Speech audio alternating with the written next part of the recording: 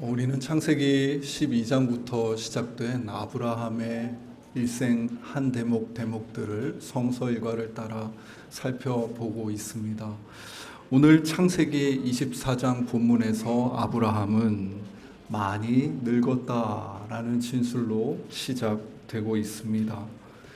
늙은 그는 역시 그와 함께 한평생 동고동락한 늙은 한 종을 부르더니 아들 이삭을 위해서 내 고향, 내 아버지의 집이 있는 그들에게로 가서 이삭의 아내를 데려오라고 말합니다. 오늘 본문은 늙은 종이 아브라함의 그 고향으로 가서 리브가와 그 가족들을 만나 그가 경험한 자초지종을 설명하는 부분입니다. 그는 상당한 협상가이자 설득에 능한 지혜로운 노인으로 보입니다. 그는 리브가의 가족들에게 주인 아브라함을 소개하면서 세 가지를 이야기합니다. 첫째로 아브라함이 하나님의 복을 받아 창성하게 되었다고 하며 가시적인 복의 증표, 본문에 나와 있듯이 소와 양과 은금과 종들과 낙타와 나귀까지 세세히 그 복을 그들이 이해할 수 있도록 나열합니다. 듣는 이들은 그 구체적인 나열의 규모에 놀라며 아브라함이라는 사람에게 호기심을 가질 수밖에 없었습니다. 두 번째로 아브라함이 노년에 아내 사라로부터 아들을 얻었다라고 말합니다. 무려 100세 때 얻은 아들. 하나님의 능력으로 그렇게 얻은 아들은 참으로 진귀할 수밖에 없으며 그 가정에 소중할 수밖에 없었습니다. 그렇게 참 별일이 다 있다 하는 표정을 짓게 해놓고선 세 번째 이야기를 합니다. 아브라함이 자신이 받은 그 모든 소유를 이 아들에게 주었다라고 한 것입니다. 저들의 초점은 이제 아브라함의 모든 소유를 이어받은 이삭, 그 아들에게 맞추어집니다. 한껏 이야기의 판을 이렇게 깔아놓고서 그제야 종은 본론으로 들어갑니다. 그 아브라함이 자신이 거주하는 그 가나안 땅에 있는 사람들이 아니라 그가 태초에 떠나왔던 땅, 그의 아버지의 집, 고향 땅으로 가서 그 이삭의 아내를 택해 오라는 명령을 내가 받고 여기 왔다 라고 한 것입니다. 여기서부터 듣는 사람들은 그러니까 지금 아브라함이 받은 복과 그것을 모두 승계한 이삭과 우리가 무관하지 않을 수도 있겠다는 생각을 하기 시작합니다. 마음이 조마조마한 그들에게 종이 드디어 우물가에서 있었던 사건을 이어갑니다. 대체 저 마을마다 있는 아주 흔한 일상의 공간 우물가에서 무슨 일이 있었던 것일까요? 늙은 종은 이번에는 능수능란한 협상가의 모습이라기보다 신학자 같은 면모로 일상에 깃들어 있는 하나님의 신비에 대한 이야기를 합니다. 그가 주인에게 고향 땅에 가서 아내를 찾아오라는 명을 받았지만 사실 그 주인의 고향에 가서 무수히 많은 여인들 중에 무슨 수로 하나님이 정하신 여인을 알아볼 수 있겠습니까? 그는 그 막연한 상황에서 우물가에 도착해 기도를 합니다. 내 주인 아브라함의 하나님 여호와여 라고 부르며 그는 아브라함의 인생을 지금까지 인도하신 그 하나님, 당신께서 지금 나의 선택과 상황도 인도하여 주십시오 라고 요청합니다. 그러며 하나의 지혜를 내는데, 하나님, 저는 하나님의 음성을 들어본 적도 없고 하니 제가 알아볼 수 있는 사인을 좀 하나 주십시오 한 것입니다. 우물가니 아침과 저녁이면 우물 기르는 일을 맡은 여인들이 우물가로 찾아오곤 했었는데, 여기 있다가 저 마을 여인들이 오면 그들에게 물 좀 달라고 청하겠다는 것입니다. 보통 나그네를 환대함으로써 적을 이웃으로 바꿔가고자 했던 문화가 있던 그들에게 사실 물 한 모금 달라는 청을 들어주는 것은 어려운 일은 아니었을 것입니다. 그래서 종은 그 일상적인 조건보다 더 특수한 조건을 하나 더 붙입니다. 본문 44절입니다. 그의 대답이 당신은 마시라. 내가 또 당신의 낙타를 위하여도 기르리라 하면 그 여자는 여호와께서 내 주인의 아들을 위하여 정하여 주신 자가 되리이다 하며, 당시에 이 종이 아브라함으로부터 이 고향 땅까지 끌고 왔던 낙타가 10필이라고 성경에 기록되어 있습니다. 며칠 동안 물을 먹지 않은 낙타는 무려 100리터의 물을 마신다고 합니다.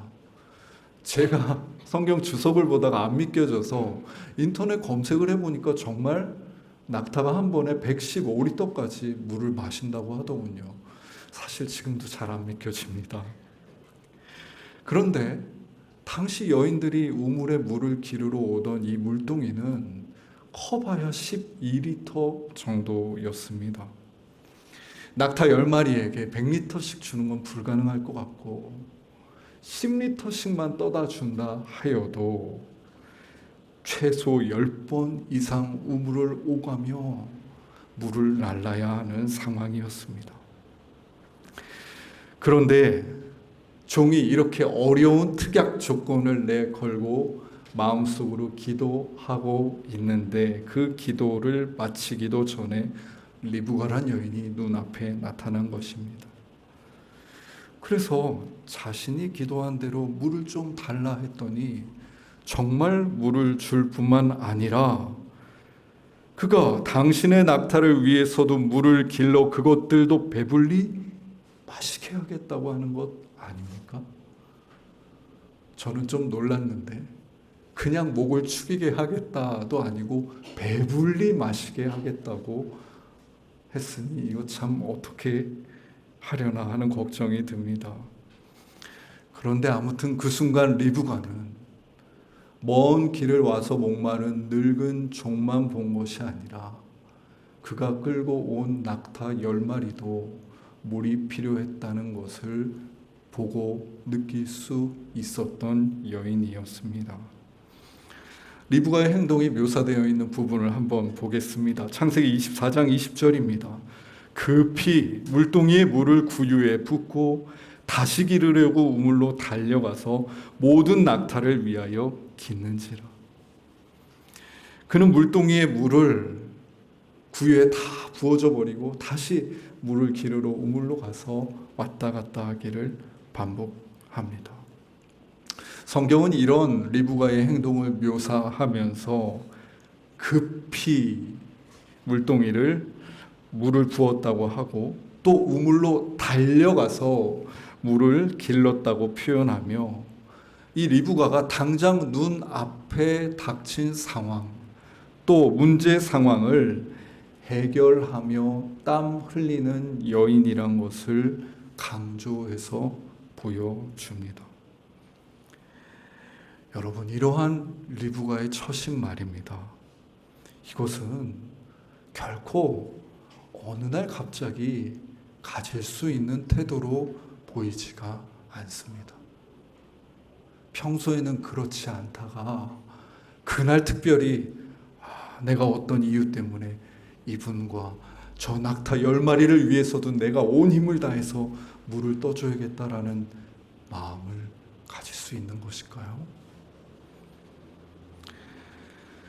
그의 성향과 성장 과정과 여러 경험들이 그녀의 인생의 시간 속에서 버무려지면서 형성된 리브가의 태도였던 것입니다. 늙은 종은 그런 리브가를 보면서 이 여인을 만난 것이 하나님의 인도하심인지 아닌지를 분별하려고 애씁니다. 노인은 노익장답게 몇 가지 질문을 더 합니다. 내가 누구의 딸이냐? 라고 물었을 때 리브가가 자신을 말하며 밀가가 나홀에게서 나온 부두엘의 딸이라고 대답합니다. 아브라함 이야기가 창세기 12장부터 본격적으로 시작하는데 11장 말미에 아브라함의 족보가 간단하게 나오면서 시작됩니다. 그 말미에 있는 족보를 보면 아브라함의 아버지 데라가 아브라함과 나홀과 하란 이 세 사람을 낳았다고 쓰여 있습니다. 그러니까 리브가의 할아버지 나홀은 다름 아닌 아브라함의 형제, 동생이었던 것입니다. 늙은 종은 자신이 이렇게 아브라함의 형제, 아브라함의 고향집으로 완전하게 돌아왔음을 알게 됩니다. 본문 48절입니다. 내 주인 아브라함의 하나님 여호와께서 나를 바른 길로 인도하사 나의 주인의 동생의 딸을 그의 아들을 위하여 택하게 하셨으므로 내가 머리를 숙여 그에게 경배하고 찬송하였나이다. 늙은 종이 마치 신학자처럼 이 일상의 일련의 모든 사건들은 하나님이 나를 바른 길로 인도하시는 여정이었다고 고백한 뒤에 하나님 앞에 납작 엎드려서 경배하며 찬송을 드립니다. 경배는 하나님 앞에 인간이 취하는 태도가 아닙니까? 그는 리브가를 만나게 된 이 세심하고 정확한 과정에 응답할 수밖에 없었던 것입니다. 그런데 사실 이 창세기 24장을 가만히 읽다 보면 참 이 진귀하고 오묘한 이야기 속에는 하나님의 목소리가 단 한 번도 등장하지 않는다는 사실을 알게 됩니다. 여러분, 하나님은 아브라함의 인생 내내 그 시작부터 중간 그 말년에 이르기까지 직접 나타나셔서 당신을 계시하시고 당신의 뜻을 나타내십니다. 그런데 오늘 본문에서 하나님은 어떤 말씀도 하지 않으십니다. 여기에는 하나님의 말씀은 없고 오직 자신에게 일어난 모든 일을 혹시 하나님의 인도하심이 아닌가 섬세하게 톱아보고 성찰하는 늙은 종의 모습만 있을 뿐입니다. 리브가가 낙타에 그렇게 여러 번 물을 주는 시간이 참 오래 걸렸지 않았겠습니까? 그 시간 동안 리브가를 보고 있는 종의 모습을 성경은 이렇게 묘사합니다. 창세기 24장 21절입니다. 그 사람이 그를 묵묵히 주목하며 여호와께서 과연 평탄한 길을 주신 여부를 알고자 하더니 그러니 종은 우물가에서 마음으로 기도하기 시작하여서 리브가를 만난 다음에 리브가가 낙타에게 물을 주는 동안에도 계속 기도하고 있었던 것입니다. 하나님, 맞습니까? 하나님께서 지금 인도해 주셔서 만나게 해주신 저 여인이 정말 하나님이 정하신 사람이 맞습니까? 그는 질문하고 상황을 살피고 분별한 뒤에 확신하고서 하나님을 경배할 수 있게 된 것입니다. 여러분, 그래도 말입니다. 이 아브라함이라는 믿음의 조상, 그 거대한 가문의 독자 이삭의 아내를 정하는 일인데 하나님의 직접적인 계시도 없이 이렇게 종의 분별만으로 리브가가 하나님이 정하신 사람이다 단정해도 괜찮은 걸까요? 도대체 종은 무슨 자신감으로 이 모든 일을 하나님의 목소리 한번 듣지 않고 하나님의 뜻이라고 확신할 수 있었던 것일까요? 여기 이전에 이 종이 경험했던 하나의 맥락, 스토리가 있습니다. 종이 이 길을 출발하기 전에 아브라함이 종에게 당부했던 그 이야기가 종을 사로잡고 있었기 때문인데요. 창세기 24장 7절에 그 이야기가 쓰여 있습니다. 하늘의 하나님 여호와께서 나를 내 아버지 집과 내 고향 땅에서 떠나게 하시고 내게 말씀하시며 내게 맹세하여 이르시기를 이 땅을 내 씨에게 주리라 하셨으니 그가 그 사자를 너보다 앞서 보내실지라 내가 거기서 내 아들을 위하여 아내를 택할지니라. 늙은 종이 이 긴 여정을 출발하기 전에 아브라함이 종에게 해준 이 이야기가 늙은 종이 행동하고 판단했던 모든 것의 단서였습니다. 지금 종은 아무런 맥락 없이 그저 자신의 뜻을 위해 그곳에 간 것이 아니라 거대한 하나님의 언약이 아브라함의 인생에 이루어져가는 그 오묘한 여정에 한 역할을 맡아 참여하고 있다는 인식을 분명히 가지고 그 우물가에 있었던 것입니다. 출발하기 전에 늙은 종이 아브라함에게 역시 물었습니다. 내가 어떻게 분별할 수 있겠습니까? 만약에 아무도 없다면 어떻게 해야 합니까? 그랬더니 아브라함이 단언하며 이야기합니다. 그가 그 사자를 너보다 앞서서 보내실 것이라. 지금 이 길은 그저 내 뜻대로 혹은 너의 뜻대로 혼자 가는 여정이 아니고 여호와 이레, 우리 하나님이 준비해 놓으신 그 여정을 우리가 따라가는 것이며 우리는 그곳에서 하나님이 미리 준비해 놓으신 그 상황, 그 사람을 만나면 된다는 이야기입니다. 이 믿음은 아브라함이 그저 어느 날 교회에 가서 예배 몇 번 드리고 또는 설교를 몇 번 듣고 가지게 된 하나님에 대한 확신이나 믿음이 아닙니다. 하나님을 따라 75세의 길 떠나 이제 많이 늙어 죽음을 생각할 정도가 될 때까지 그 하나님과 평생을 동고동락하며 하나님은 여호와 일에 준비하시는 하나님이심을 알게 된 것입니다. 여러분, 성경의 여호와 이레라는 이 히브리어는 유일하게 아브라함이 말했고 저 모리아산에서 드려진 그 고백으로 단 한 번만 기록되어 있습니다. 그리고 오늘 우리는 본문을 통해서 하나님께서 준비하시되 보다 자세히 우리보다 앞서서 가셔서 준비하시는 분이라는 것을 알게 됩니다.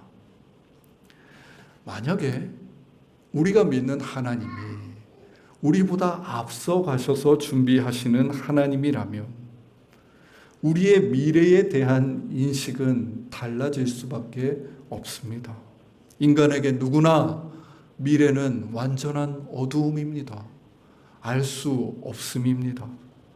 내가 언제 죽을지, 내일 내게 무슨 일이 닥쳐올지 우리는 알 수 없습니다.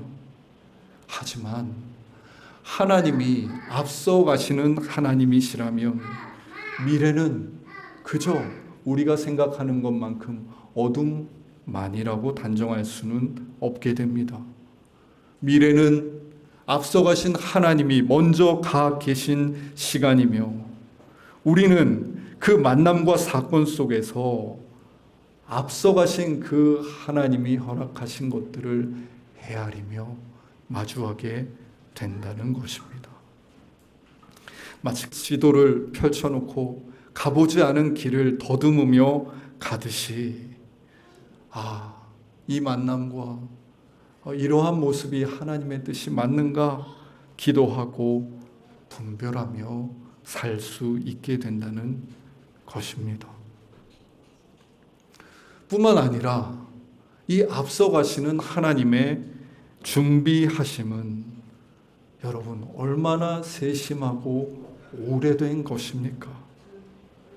늙은 종이 우물가에서 리브가를 만나고 하나님을 찬양했습니다. 그것은 단지 내가 아브라함의 고향 땅에 왔는데 이 리브가라는 여인을 갑자기 정말 오묘하게 만나게 된 영화 같은 일 때문에 찬양한 것만이 아닙니다. 자신뿐만 아니라 낙타 10마리에게 급히 물을 떠 나르는 저 성품과 판단력을 가진 리브가라는 사람은 어느 날 갑자기 등장할 수 있는 사물이 아니기 때문입니다. 그녀는 고유한 역사와 삶을 가진 사람입니다. 리브가가 사라의 뒤를 잇는 천만인의 어머니가 되리라고 아무도 알지 못했습니다만, 심지어 그의 부모도 그의 가족들도 리브가의 그 미래를 알지 못했지만 하나님은 저 고향 땅 무명의 소녀 리브가를 알고 보고 계셨습니다. 그리고 하나님께서 그녀가 삶에서 마주하는 모든 고민과 아픔, 인생의 기쁨과 슬픔을 통해서 리브가를 빚으시며 준비시키셨다는 이야기입니다. 어느 날 갑자기가 아니라 이토록 오랜 시간 동안, 아니 그녀의 인생 전체를 통해 하나님이 개입하시고 창조하시고 준비시키셨다는 사실을 목도하고 늙은 종은 그 우물가에서 엎드려질 수밖에 없었던 것입니다. 종뿐만이 아니라 리브가에게도 이 만남은 어제까지만 해도 예상하지 못했던 큰 전환점일 수밖에 없습니다. 리브가는 닿을 수 없는 이 신비로운 이끄심을 따라 길을 떠나기로 합니다. 그 길 위에서 그는 자신의 삶을 더욱 이해하게 될 것이고 감사하게 될 것입니다. 내 삶에도 뜻이 있었구나. 이유가 있었구나. 앞서가신 하나님께서 이 때를 위해서 나를 이와 같이 준비시켜 주셨구나. 혹시 여러분도 이런 마음으로 마주했던 시간들이 있으신지요? 하나님이 사랑하시는 숲가족 여러분, 우리 삶은 앞서가시는 하나님의 손길 안에 있습니다. 그것은 두 가지를 의미합니다. 첫 번째로 앞서가시는 하나님이 내 삶의 여러 가지 사건과 상황과 좋거나 나쁜 조건들을 통해서 나를 빚으시고 준비시키시는 분이라는 사실입니다. 여러분이 지금 가지고 있는 고유한 삶의 무늬와 결은 누구에게도 없는 하나님이 여러분에게만 주신 고유한 것이라고 말씀드리고 싶습니다. 너와는 다른 나라는 존재가 왜 이런 모습으로 형성되었는지 사실 우리 자신조차도 다 알 수 없지만 너무나도 오묘하게 형성된 우리는 우연히 형성되어 존재하고 있는 것이 아닙니다. 앞서가신 하나님께서는 우리 삶의 아픔과 슬픔과 기쁨 속에 함께 계시며 우리를 당신의 형상으로 끊임없이 빚어 가시는 분이시고, 하나님은 우리 삶에 드러나는 영광의 자리에도 계시며 우리를 준비시키시는 분이십니다. 내 삶이, 나의 오늘이, 나의 30대가, 나의 40대가 앞서가시는 하나님의 그 손길 안에, 그 준비하심 안에 있음을 잊지 맙시다. 두 번째로 앞서가시는 하나님의 그 손길 안에서 우리의 미래는 어둠이 아니라 하나님이 준비하신 시간의 향연을 마주하는 일이라는 것입니다. 우리가 미래를 두려움과 근심만으로 마주할 것이 아니라 기대할 수 있는 이유는 우리가 살아가는 시대가 무척 긍정적으로 기대할 만한 것이어서가 아닙니다. 그럼에도 불구하고 앞서가시는 우리 하나님께서 준비하신 상황과 사람을 마주하고 발견하며 이 시대의 이 땅에서 그리스도의 길을 살게 될 것이기 때문입니다. 하여 우리는 미래를 향한 한 줄기 기대를 가질 수 있는 것입니다. 결국 앞서가시는 이 하나님으로 인해서 우리는 나의 현재와 미래를 다시 바라볼 수 있게 됩니다. 앞서가시는 하나님이 계시기에 우리의 모든 그 삶은 여전히 하나님이 창조해 가시는 터전이며 그 오묘한 신비가 이루어져 가는 장이 됩니다. 이를 그 우물가에서 발견한 늙은 종이 하나님 앞에 엎드려져 경배와 찬송을 드리고 이 오묘한 이끄심을 마주한 리브가가 다 알 수 없지만 그 미래를 향해 기꺼이 나아갔듯이 우리에게도 그 앞서가시는 하나님 앞에 드려지는 경배와 찬송이 나아감이 함께하기를 빕니다. 기도드리겠습니다. 하나님, 우리는 자주 그저 몇 가지 잣대로 내 삶은 이러하다고 단정해버리곤 합니다만 앞서가시는 하나님 안에서 나의 현재와 미래가 새롭게 이해될 수 있음을 봅니다. 유명하든 무명하든 소유가 많든 소유가 적든 건강하든 건강하지 않든 우리의 삶이 앞서가시는 하나님의 손길 안에 있음을 깨닫게 하여 주십시오. 세심하게 준비하시는 당신의 손길, 오묘하게 이끄시는 당신의 인도하심을 우리가 기도할 때마다 밝히 깨달아 알게 하여 주셔서 그 하나님의 인도하심에 삶을 맡기고 감사와 찬양이 깊어지게 하여 주십시오. 예수님의 이름으로 기도드립니다. 아멘.